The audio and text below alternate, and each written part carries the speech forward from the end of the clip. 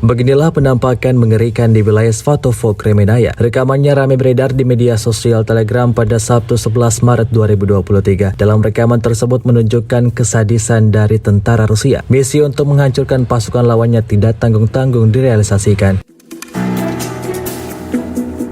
Ya, seperti yang terlihat dalam rekaman, tumpukan mayat tentara Ukraina bertebaran di mana-mana. Mereka tewas saat setelah tentara Rusia datang membantai. Berbagai macam luka diderita oleh masing-masing prajurit yang malang tersebut. Hingga video ini beredar, belum ada tanggapan resmi dari pihak Angkatan Bersenjata Ukraina. Kendati demikian, rekaman ini telah dibanjiri beragam komentar dari warganet.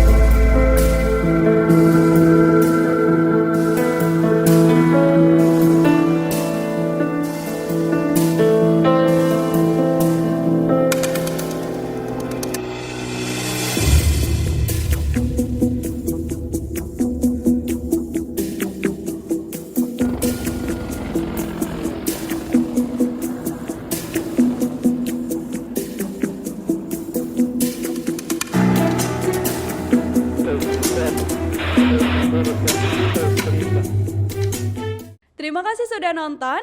Jangan lupa like, subscribe, dan share ya.